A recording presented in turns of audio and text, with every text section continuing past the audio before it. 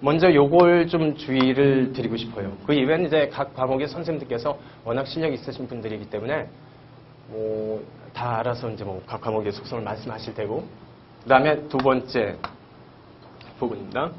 시험을 기준으로 생각하셔야 될 게, 이날 우리한테 필요한 점수는 60점입니다. 그죠? 딱 60점만 받으면 돼요.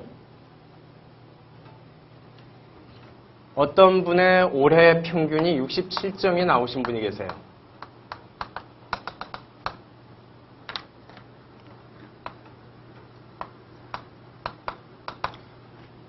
회계가 37.5점이 나오셔서 떨어졌습니다. 그렇죠? 어떤 분이 올해 평점 60점을 받은 분이 계십니다. 회계 점수 40점 받고 붙으셨습니다. 이게 시험이라는 것을 잊지 마셔야 돼요. 그리고 요 숫자 여부에 따라서 그 해와 그 다음 해 내지 2년이 차이가 나죠? 그렇죠? 여러분들 그냥 뭐 나 한번 해보는 거다 라고 생각하지 마시고, 이 시험 자칫 잘못 공부했다가 2년 날아갑니다. 1차 시험 붙었다, 2차 시험 올라갔다, 떨어졌다, 그러면 2년이에요. 그렇죠? 2년이 날아가는 것 아니에요. 그래서 1, 2차를 재차 형태로, 동차와 재차 형태로 보는 시험의 경우에는 그래서 장수생들이 많이 탄생을 하는 겁니다. 1차 붙고 2차 올라갔는데 2차에서 떨어지면 1차부터 다시 해야 되니까. 무슨 말씀인지 아시겠죠? 정신 바짝 차리셔야 됩니다. 안 그러면 2년이 날아가니까요. 내 인생에서 2년이라고 하는 그 기간은 굉장히 큰 기간이잖아요. 그죠? 그러니까 그 당락을 나누는 게 1차 시험인데, 요 점수가 왜 이렇게 됐는지 운이에요. 물론 운인데, 여러분들 그 역대 여지까지 공부를 하신 분들 중에 뭐 훨씬 더 점수 좋은 점수를 많이 받으신 분들도 많았지만, 특히 이제 여러분들 중에서 이제 요 점수를 받으시게 될 분들, 나는 이거겠지 라고 생각하지 마십시오. 그렇죠? 근데 왜 이 현상이 발생을 했을지 이렇게 생각해 보세요. 자, 여러분들이 1차 전략을 짜실 때 여러분들 수험 커뮤니티라든가 뭐 카페라든가 아니면 인터넷 같은 거 많이 정보를 개최하셨겠죠? 아닌가요? 전 개인적으로 어제 스마트폰을 드디어 샀는데, 그 이전까지는 폴더폰 쓰다가요. 그래서 어제 별 해괴한 일을 많이, 실수를 많이 했어요. 웃기는 이야기인데, 스마트폰을 여지까지 안 썼던 이유는 강사는 머릿속에 지식이 있어야지 검색을 하면 안 된다. 이게 지론이었었기 때문에 자꾸 검색을 하다 보면은 지가 외우려고 하질 않더라고요. 그래가지고 일부러 이제 폴더폰을 계속 쓰다가 배터리가 단종이 됐대요. 근데 배터리가 터졌어요. 하도 오래되다 보니까. 그러다 보니까 어쩔 수 없이 이제 그냥 쓸 수밖에 없었는데, 바꿀 수밖에 없었는데, 스마트폰 같은 데 보면은 뭐 이렇게 그 검색어만 치셔도 뭐 이제 뭐 이 시험 뭐 어떤 시험 어떻게 뭐 해야 된다 이런 것 많이 뜨시죠. 그죠? 시험 공부하면서 절대 하시면 마셔야 될 것이 인터넷 검색입니다. 그렇죠? 인터넷은 검색하시면 안 됩니다. 인터넷은 한번 들어갔다면 빠져나오기도 어렵고요. 그 다음에 스마트폰 한번 하다 보면 뭐 밑도 끝도 없이 뭐 이렇게 돌아다니다가 다시 공부 제자리로 돌아왔을 때는 굉장히 시간이 많이 지난 상태가 되어버릴 거예요. 라는 단점도 있고, 두 번째, 근거 없는 정보들이 너무나 많이 다닌다. 명확하고 정확하지 않은 지식들. 그리고 여러분들이 지금 현재 앉아 계신 이곳은 소위 말해서 이제 바쁜 시간에 그러면서 일도 하시고 그 다음에 시험도 붙으셔야 될 분들을 위한 자리예요. 그죠? 그러다 보니까 다른 학원들에 비해서 공부 시간 수도 굉장히 작죠. 강의 시간 수도. 강의 시간 수가 그렇게 늘어나야 될 이유가 없습니다. 그럼에도 불구하고 늘려야 되는 이유는 돈 벌어야 되니까 그렇죠. 그렇기 때문에 우리 시간 수가 다른 학원에 비해서 뭐 적다. 오히려 좋을걸요. 라고 하는 것을 절대 잊지 마셔야 돼요. 니들이 가르쳐 주는 게 적다. 그러면 여러분들께서는 요약하실 분량이 적어지게 돼요. 자, 이제 전업수험생을 먼저 한번 얘기 들어봅니다. 전업수험생들의 공부 방법은 말 그대로 하루 종일 공부를 할 수 있죠. 하루 종일 공부는 안 하지만. 됐죠? 그 상태에서 공부를 하실 때는 회계나 세법을 굉장히 많이 공부를 하시겠죠? 그렇죠? 엄청나게 공부를 많이 한다. 그래서 뭐 하려고요? 시험은 적게 하는 사람이 되는 겁니다. 많이 하는 사람은 시험 못 됩니다. 왜냐? 많이 하는 사람은 예외가 보여요. 너무 많이 하기 때문에. 아시죠? 적게 하는 사람은 그냥 한 요 정도 선에서 처리할 수 있는 것을 많이 하는 사람은 요게 보이다 보니까 특히 객관식에서는 어떤 현상이 발생하냐? 이걸 찍어야지 이걸 찍어야지 모를 때 그냥 말 그대로 진짜 찍어야 되는 사태가 발생을 해버려요. 근데 적게 하시는 분들은 뭐 이거지 뭐 라고 하고 맞추고 넘어가 버립니다. 아셨죠? 많이 하실 생각하지 마십시오. 그 다음에 의문을 갖지 마세요. 아셨죠? 여기는 지금 학문하는 곳이 아닙니다. 여러분들이 학과 공부나 학문 공부를 하신다라고 한다면 끊임없는 의문을 통해 가지고 뭔가를 더 확장 발전시켜야 되겠지만 학원 강의에서는 줄여야 되는 겁니다. 그리고 꼭 우리한테 필요한 점수는 60점이에요. 평균 62점, 2점이 아깝잖아요. 밥과 점수에 공통점이 있다면 밥도 먹고 남기면 안 되고 점수도 60점이 합격점이다라고 하면 딱 60점 받아야 되는 겁니다. 그렇죠? 수속하시면 뭐 알아주는 시험인가요? 그런 것 없잖아요. 그렇죠? 딱 60점 어치만큼만 해야 됨에도 불구하고 전업수험생들은 굉장히 많이 공부를 해요. 그러다 보니까 강사들한테 요구하는 것도 너 이거보다 이만큼 더 해줘. 그리고 요걸 이야기를 하면 좋은 강사래요. 무슨 말씀인지 아시겠죠? 시험에 안 나올 텐데. 그리고 난 다음에 전업수험생들이 실제 공부를 하는 것은 하루에 6시간이 채 안 됩니다. 아무리 전업이라고 해도. 하루에 6시간이 채 안 된다라고 하는 것은 과거 고시가에 있었던 전통적인 이야기가 있습니다. 전설이 있습니다. 하루에 6시간씩 1년간 하루도 빼지 않고 시험 공부를 하는 친구가 있으면 그 사람이 수석이다. 이게 수험가의 전설이에요. 그렇죠? 그건 불가능해요. 매일매일 6시간 공부를 할 수 있다는 것은 굉장히 큰 노력이 필요합니다. 그렇죠? 그 다음에 어느 날 굉장히 기분이 난다. 그래가지고 오늘은 좀 공부가 잘 된다. 라고 해서 초시계 재놓고서 내수로 14시간을 끊는 사람들이 있어요. 굉장히 뿌듯하겠죠? 그 다음날에 전사하는 겁니다. 나 한번 해봤다. 라고 얘기를 하고 그 다음날 한 3일 정도는 전사를 하고 사람이 맥이 한번 끊기다 보면 그 맥을 다시 회복하는데 일주일 이상이 걸려요. 그러다 보니까 사실 이것은 전업수험생들의 시험 공부 방법은 절대로 여러분들께서 참조하실 방법이 아니에요. 그렇죠? 어떤 사람이 그러는데 어떤 걸 해야 된다라고 하더라. 그래서 그 해야 되는 게 뭔지를 살펴봤더니 10년에 단 한 번 기출되었었던 부분인데 너 그것도 모르냐라고 전업수험생들은 그거 가지고 싸웁니다. 절대 그러시면 안 됩니다. 시험하고는 상관없는 영역이니까. 그 다음에 여러분들 같이 일단 같이 일도 하시고 직장생활도 하시는 일반 수험생들의 경우에는 시험 공부를 하기 위해서 필요한 시간은 하루에 1시간 반입니다. 그리고 여러분들이 지금 이제 굉장히 피곤하시죠? 주중에. 그 다음에 저녁에 여기까지 오시고 올해부터는 조금 이제 그 수업 양이 많아져 가지고요. 수업 시간이 늘어났다는 게 아니라 7시 20분부터 10시 50분까지로 책정이 되어 있죠. 선택 과목 수업이. 그러다 보니까 10시 50분에 대개 돌아가셔야 되는데 저는 올해 같은 경우에 여러분들이 그 수업에 들어오실 거라는 생각은 버렸어요. 안 그래도 힘들어 죽겠는데 과거 10시 반까지만 공부를 하시다가 10시 50분까지로 확장을 해버리면 자칫 잘못하면 차도 끊기고 그럴 수도 있기 때문에 대개 동영상을 보시지 않을까라고는 생각을 합니다.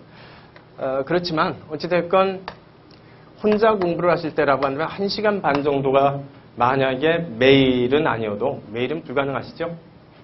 이틀에 한 번 정도만 공부를 이렇게 하신다라고 해도 1차 시험 합격하신 데는 전혀 지장은 없습니다. 그렇죠? 대신에 1시간 반은 하셔야 돼요. 무슨 말씀인지 아시겠죠? 1시간 반이라고 하는 절대적인 90분이라고 하는 숫자가 비는 게 아니라 이 90분이라고 하는 이 숫자 안에 여러분들께서 배웠었던 어떤 과목에 지난주에 배웠었던 여기서부터 여기까지의 분량 이것을 끝내셔야 돼요. 이걸 전업수험생들은 할 수가 없어요. 오늘도 남는 게 시간, 그 다음에 내일도 남는 게 시간이기 때문에 그냥 보다 보면은 요 분량 나오겠지가 되는데 그럼 루즈해져 버립니다. 진짜 재미가 없어져요. 그러면은 소위 페이스가 끊겨버립니다. 술 먹고 싶어지고 놀고 싶어지는 것이 전업수험생들의 큰 단점 중에 하나이고요. 여러분들 같은 경우에는 1시간 반 안에 그 과목 분량을 만약에 끝내신다면, 지난주에 배우셨던 것을 만약에 끝내신다면 전업수험생들이 일주일 공부한 효과는 그대로 봤을 수가 있어요. 그렇죠? 그것을 절대 잊지 마셔야 됩니다. 사실은 적어도 객관식 시험 공부에 있어서의 키는 여기에 달려 있어요. 시험 감독관 입실한 상태이다. 그 다음에 이제 책가방 앞에 올려놓으라고 한다. 근데 나 아직 못 읽은 부분이 조금 있다. 아침에 왔는데. 어떻게 하시죠? 5분 안에 그거 다 넘깁니다. 그때 사람은 초능력을 갖게 돼요. 아셨죠? 1시간 반이면요. 책 하나 다 끝낼 수가 있어요. 아셨죠? 1시간 반이라고 하는 숫자가 중요한 것이 아니라 이 안에 이 진도어치의 분량을 봐야 된다라고 생각해 두셔야 돼요. 이것만 잘 지키시면은 어떤 시험이건 상관이 없습니다. 그런데 이게 안 지켜진 전업수험생들의 경우에는 굉장히 시험 공부를 어렵게 하게 돼요. 많이 해야 되고. 그것을 절대 잊지 마셔야 됩니다. 이걸 항상 주목을 하셔야 되기 때문에 그 전주에 배웠었던 것을 그래서 빨리 여러분들께서 노트 등을 통해서 압축시키라는 거예요. 그렇죠? 그 다음에 세 번째 부분은 기출입니다. 이것은 어느 수험가이건 어떤 선생이건 항상 강조하는 부분입니다. 기출문제만 보면 되나요? 네. 사실은 그래요. 기출문제를 익히기 위해서 필요한 사전 지식들에 대한 공부가 강의들 내지 책인 것이지 기출문제 자체만 어느 정도 해결할 수 있는 여러분들의 실력이 된다면 나중에는 기출만으로도 시험 60.5치를 통과하는 데는 아무런 지장은 없어요. 이것만은 안 되죠. 그러니까 이렇게 공부를 하죠. 그리고 시험 날에는 어차피 받는 문제는 또 이 기출문제일 텐데. 그렇죠? 그런데 이만큼을 해버렸다 보니까 시간이 없겠죠? 하물며 기출문제마저도 못 보고. 그렇죠? 여러분들 책 같은 데 보면 맨 앞부분만 시커멓잖아요. 그렇죠? 뒷부분으로 갈수록은 하얘지잖아요. 그죠? 그걸 출제자도 안다니까요. 그러면 출제자 문제를 어디서 내겠습니까? 뒷부분 기출문제를 내겠죠. 그러면 그 시험 어려운 시험이 되겠죠. 그렇게 하니까 항상 이게 제일 우리한테는 중요한 부분이에요. 기출 지점은. 그렇죠? 나온 부분은 또 나옵니다. 특히 선택 과목을 기준으로 본다면 낼 게 없어요. 낼 게 없습니다. 시험 문제가. 그렇기 때문에 기출문제를 굉장히 잘 봐두셔야 돼요. 그런데 기출문제를 잘 본다라고 하는 게 기출지문을 암기하라라는 소리가 아닙니다. 그렇죠? 기출지문을 암기하는 게 아니에요. 그거는 보고 풀고를 계속 반복하시라는 소리예요. 물론 그걸 반복하다 보니까 자연스럽게 암기되는 부분이 있다면 그건 어쩔 수 없는 부분이지만 그게 아니다라고 한다면 절대 암기하지 마십시오. 그리고 기출문제를 공부를 하실 때는 반드시 세트로 되어 있는 완성형 다운받을 수 있는 것 있죠? 공단 들어가면? 그걸 한번 다 다운받으셔가지고 실제 기출이 어느 정도 분량어치에 그 다음에 편집 상태는 글꼴이 뭐고 그 글자 포인트는 몇 포인트이고 그걸 직접 보세요. 그렇죠? 보시다 보면 아실 겁니다. 노안이 오셔가지고 근시이신 분들은 야 이거 시험장에서 이거 내 글자가 읽혀질까? 그걸 미리 대비해야죠. 시험장에서 만약에 시험지가 내 눈에 안 보인다면 제 아무리 실력이 있어도 2번, 3번 읽게 돼요. 그렇죠? 같은 문장을 2번 읽는다라는 소리는 남들 40문제 풀 때 난 80문제 푼다라는 소리예요. 그러면 계속 느려져요. 그렇게 되니까 남들 30번 문제 풀 때 나는 15번 문제를 풀게 됩니다. 그러면 뒤에 남기는 문제가 엄청 많아질 것 아니에요. 그렇죠? 이 현상을 줄이셔야 됩니다. 그렇기 때문에 항상 기출문제는 난으로 프린트를 하신 다음에 웬만해선 사이즈 규격도 맞추셔가지고요. 그렇죠? 방에다가 붙여두셔야 돼요. 그리고 아침에 일어나시면 그분께 한번 기도드리고 아셨죠? 매일 보시면서 눈에 익숙하게 해주셔야 돼요. 그 다음에 기출 문제가 나중에 여러분들께서 어느 정도 공부가 되셨다라고 한다면 어떤 문제가 나왔는지를 한눈에 볼 수 있게 되거든요. 아셨죠? 그리고 여러분들께서 생각하셔야 될 게 있습니다. 특히 선택 과목의 경우에는 여러분들 많이 주문받는 게 15분 안에 다 끝내야 된다라고 하는 말씀 혹시 들으셨나요? 이젠 불가능합니다. 과거에 선택 과목 문제가 굉장히 쉬웠을 때는 15분 아니면 10분 안에 40문제를 모두 끝내고 회계 시험 시험 이제 치를 수 있는 시간을 벌라라고 하는 시험 전략 많이 짰지요. 이젠 그렇게 못합니다. 20분 이상이 소요가 돼요. 실제로는. 무슨 말씀인지 아시겠죠? 그러면 20 내지 25분이 만약에 선택 과목에 소요가 된다면 남는 시간 안에 여러분들 회계 처리하셔야 되거든요. 그죠? 몇 문제나 풀 수 있을지를 생각해 보시라고요. 실제 여러분들 교과서가 두꺼운 이유가 문제 때문이죠. 내용도 내용이거니와 문제가 페이지당 하나이죠. 그렇죠. 거기에 해설까지 얹혀지게 되면 엄청 두꺼워질 수밖에 없겠죠. 그죠? 그거 시험장 들어가시면 몇 분 안에 푸실 수 있을 것 같습니까? 1분 안에 그게 풀릴까요? 전 회계는 잘 모르지만. 그러면 여러분들께서 시험장 들어가셔가지고 회계 몇 문제 정도 푸시고 나올까요? 나머지는 집에서 풀어보시라고 내준 문제고. 그잖아요. 실제 25문제 이상이 안 나와요. 아셨죠? 40문제 다 보려고 시험 공부를 했었는데 실제 시험장 들어가가지고 시간 안 배니 뭐니 다 고를 해도 정말 회계를 내가 회사 다니실 때 많이 했었던 분이다. 면 30문제. 그 다음에 그러한 분이 아니라 이제 올해부터 공부를 하시기 시작하신 분이다. 면 실제 많이 풀었을 때 25문제 풀어요. 나머지 15문제는 집에 가서 푸는 겁니다. 무슨 말씀인지 아시겠죠? 25문제가 나에게 주어지는 시험 문제인데 각 문항당 2.5점이에요. 그러면 50점이죠? 여러분 50점 시험 중에 40점 받으셔야 되는 분들이에요. 이걸 100점으로 환산을 하시면 실제 회계 점수는 여러분들의 회계 실력이 80점이 나올 수 있는 실력이 돼야 된다는 소리예요. 40점이 아니라. 내가 풀은 문제 중에 여기서 16문제를 다 가지고 와야 되잖아요. 그렇죠? 나머지는 찍었는데 찍은 게 맞춘다라고 하는 보장은 사실 없지요. 그렇죠? 나머지 부분을 찍었는데 맞췄다라고 했을 때 정말 운 좋으면 한 3개 정도는 찍어서 맞출 수가 있어요. 정말 운 좋았을 때. 확률을 계산하지 마시고요. 실제로는요. 그렇죠? 그러면 한 2개 정도 내가 만약에 맞췄다. 대부분이 한 2개 정도를 맞추시는데 그러면 25문제 중에 내 실력으로 푼 문제는 몇 문제일까요? 몇 문제일까요? 14개예요.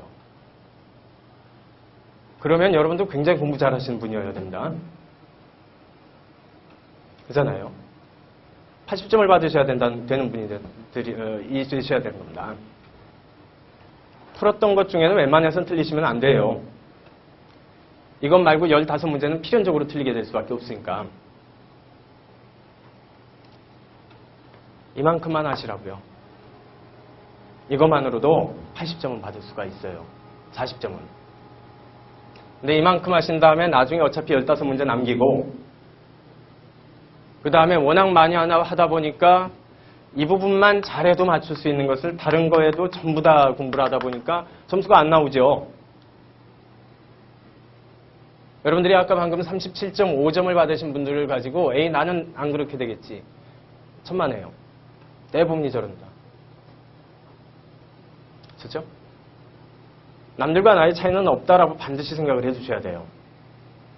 그러면 내가 이 정도 점수에서 한 문제를 더 맞춰서 40점을 받을 수가 있느냐 없느냐 시험이에요. 실제로는. 그러다 보니까 세계가 한 40점. 그 다음에 세법, 물론 이거보다 좀 점수가 높지만 그럼에도 불구하고 좀 뭐 그렇게 높은 점수는 아니고 그러다 보니까 선택 과목이라고 하는 것에 대한 중요성이 떠오르는 거죠. 그죠? 저기서 점수를 많이 받아줘야 총 평균 60점이 맞춰진다. 무슨 말씀인지 아시겠죠? 이게 지금 세무사 시험을 준비하시는 모든 분들의 이제 시험 전략인데 여기서 문제가 발생하는 것은 선택 과목입니다. 그러면서 선택 과목은 공부를 안 해요. 나 선택 과목에서 90점 나와야 됩니다. 라고 하는데 선택 과목을 그러면 90점 어치 받을 만큼 공부를 하느냐? 안 하거든요. 그렇죠? 회계세법 하는 때도 시간이 부족해 죽겠는데 언제 선택 과목까지 그렇게 뼈 빠지게 공부를 합니까? 근데 공부를 한 양에 비추어서 내가 목표로 삼은 점수는 굉장히 높아요. 그러다 보니까 조금 더 분량이 적고 나에게 부담이 적은 것을 자꾸 선택하시려고 하는 거고. 그래서 만약에 선택을 준비를 하신다면 행정소송법을 선택하시는 게 그래도 낫고요. 민법을 공부를 하시고 싶은 분은 처음 공부를 하신 분이 그때 재작년에 준비를 하셨던 실강을 통해서 내가 직접 확인했었던 분이 실제 민법 청칙 선택하신 분들이 그렇게 많지는 않았는데요. 그 당시에는 거의 대부분은 90점에서 95점을 받았어요. 첫 해 공부를 하신 분이. 그래서 이제 개인적으로는 민법을 선택하시라라고 이야기는 하고 싶은데 그런데 혹시나 라고 한다면 행정소송법을 선택들을 요새 많이 하니까 하셔도 좀 무방하지 않을까 싶어요. 하지만 회계 같은 것 남들 하는 대로 하란다 라고 한다면 그냥 회사법을 선택하셔도 상관없습니다. 그렇죠? 회계에 나오는 각종의 이제 용어 같은 것이라고 하는 것을 같이 처리하시려면 선택하셔도 되기 때문에 일단 여기까지입니다. 그런데 일반인 반의 경우에는 양이 적은 것을 선택할 수밖에 없어요. 우리가 전업수험생반은 아니기 때문에 그만큼 공부를 좀 덜하고도 쉽게 90점? 이건 좀 말이 어폐인데 를 받을 수 있는 과목이 있다고 한다면 그나마 좀 행정소송법이 아닐까 싶습니다. 대신에 문제는 어려워질 것이기 때문에 여러분들이 목표하신 득점은 이젠 나오지 않을 겁니다. 아셨죠? 상법보다도 조금 더 어려운 점수가 나올 거예요. 대신에 공부 시간 수는 굉장히 좀 줄어들 겁니다. 그 시간에 회계나 세법을 공부를 하셔가지고 꽈락 현상, 우리한테 제일 무서운 건 이거예요. 여러분들이 50점 받았다, 60점 받았다 그런 거는 의미가 없고 점수 남겨봤자 의미도 없으니까 제일 중요한 부분은 37.5점 받지 않기. 아셨죠? 딱 40점 받기라고 하는 것을 기준으로 본다면 회계세법 37.5점과 40점의 차이는 굉장히 큽니다. 인생이 바뀌어지는 거니까요. 한 문제 차이로. 그러니까 저것을 위해서 회계세법을 조금 더 시간을 쓰셔야 되겠다. 마음 먹으신다면 뭐 어쩔 수 없습니다. 선택 과목에 있어서 분량 적은 거 선택하실 수밖에 없어요. 아셨죠? 그러니까 상법을 선택을 하셔도 상관은 없고 그 다음에 행정소송법 내지 민법 청칙을 선택하셔도 상관은 없으나 일반인 즉 직장인반의 경우에는 이제 상법 회사법은 강사가 이런 말을 하면 안 되지만 적어도 일반인반에서는 그렇게 추천하던 시기는 지나갔다라고 생각할 수밖에 없어요. 그러다 보면은 설령 1차부터도 아까 네가 말했지 않냐. 2차 시험 떨어져 버리면 2년 날아갔는데 1차 시험 붙으면 무한한 에너지가 생깁니다. 시험 붙었다는 것 자체로. 2차 시험 준비 내지 개인적으로 드리는 말씀입니다. 전체적인 모든 선생님들의 의견이라고 할 수는 없고 제 개인적인 의견이 있다면 1차 시험 통과하면 정말 큰 에너지를 받으실 거예요. 나도 붙었다. 그렇죠? 그 에너지 갖고 2차 뚫어내버리면 그만입니다. 그리고 그때 가서 생각하시면 돼요. 게다가 드디어 스마트폰을 활용하실 때가 됐어요. 모르는 회사법 용어가 있으면은 그때 바로 검색하시면 되잖아요, 여러분들은. 그런데 대개 보면 스마트폰은 돈 쓸 목적으로만 쓰지 않습니까? 할인 쿠폰을 받는 게 할인 쿠폰을 받는 게 아니라 물건을 사야지 할인 쿠폰을 받죠. 그죠? 돈 쓰는 목적으로만 스마트폰 쓰지 마시고 그때 정보 검색을 위해서 쓰세요. 그렇죠? 그렇게 준비를 하시면 굳이 1차에서 상법을 안 하셔도 2차 시험 들어가실 때 큰 문제가 발생하지는 않습니다. 그렇죠? 그러니까 개인적으로는 그걸 좀 선택을 이제 추천을 드리고 싶은데 제 대학원 전공 과목이어도 그래도 여러분들 시험에 이제 근접하신다면 민법과 행정소송법을 선택하시는 게 조금은 낫지 않을까 싶습니다. 그렇죠? 여기까지 해서 일단 득점면만 가지고 생각을 해봤고요. 그 다음에 구체적으로 이제 수험 플랜을 짜는 것, 그 다음에 선택 과목과 견줘서 이제 어떤 식으로 이루어져야 되는지 구체적인 일정 부분과 관련돼서는 이제 조금 있다가 설명드리는 것으로 하고, 그 다음에는 오늘 나눠드린 자료 중에 여러분들한테 공통적으로 필요한 용어 정도를 오늘 이제 끝 시간 정도 즈음에 간단히 짚어낸 다음에 오늘 설명 일정은 모두 마치는 것으로 하겠습니다. 쉬십시오.